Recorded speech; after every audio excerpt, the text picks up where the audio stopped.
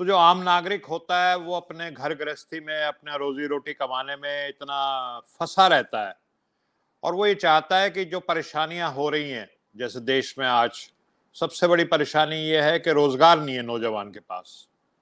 उसकी जो शिक्षा थी उसका निजीकरण हो गया और जो सरकारी भी संस्थान है उनमें 4 गुनी 10 गुनी फीस कर दी गई है और जब वो शिक्षित होकर बाहर निकलता है तो उसको रोजगार नहीं मिलता।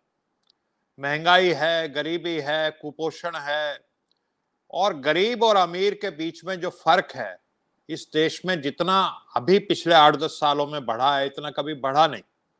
पिछले 2-3 साल के आंकड़े अभी ऑक्सफैम इंटरनेशनल जो एक अंतरराष्ट्रीय संस्था है उसने दिए थे, सभी देशों के, भारत के भी दिए। तो भारत में 84% जो परिवार हैं उनकी पिछले 3 साल में आय कम हुई है। सिर्फ 16% ऐसे परिवार हैं जिनकी आय बढ़ी है। तो ज्यादातर जो परिवार है उनकी आय घटी है। तो इन सब स्थितियों में आम जो भारतीय है, जैसे कि आम जनता की वो एक होती है मानसिकता कि वो देश चाहता है कि कोई मसीहा आए, वो उनके लिए लड़े। उनको ऐसा नेता चाहिए जो उनके लिए लड़ता हुआ नजर आए। और जो इस समय सरकार है जो अच्छी आर्थिक नीतियां नहीं कर रही, जिसकी वजह से उसको परेशानी है, उससे लड़ता हुआ नजर आए। तो जैसे ही राहुल गांधी अपनी पदयात्रा लेकर के चले तो उनको जो रिस्पॉन्स मिलना शुरू हुआ, शुरू में 5,000, फिर 10,000, 20,000, 30,000, 60, 70,000 आदमी आज उनके पीछे चल रहे हैं उस भारत जोड़ो यात्रा में।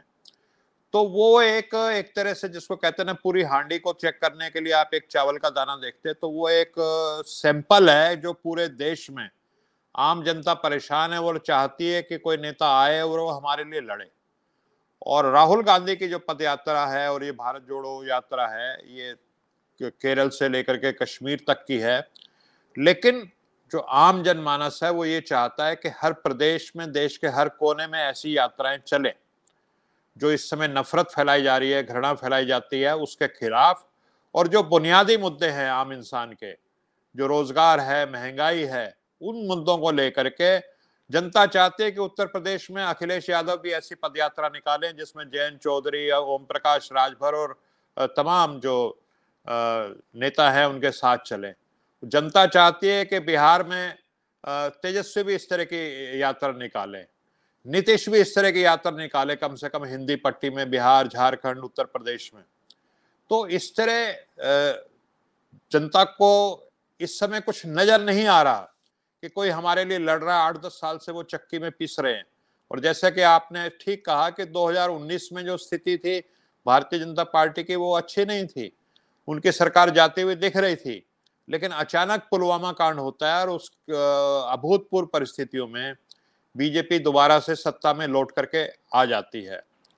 और मैं आज किसी को सुन रहा था तो किसी कवि के, वो एक बृजमोहन नाम के कवि हुए हैं, वो इसी तरह की कुछ उनकी कविता को कोई पढ़ रहा था कि जमीन ख्वाब जिंदगी यकीन सबको बांट कर, जमीन ख्वाब जिंदगी यकीन सबको बांट कर, वो चाहते हैं बेबसी में आदमी झुकाए सर, वो चाहते हैं जिंदगी हो रोशनी से बेखबर, वो एक एक करके सब जला रहे हैं।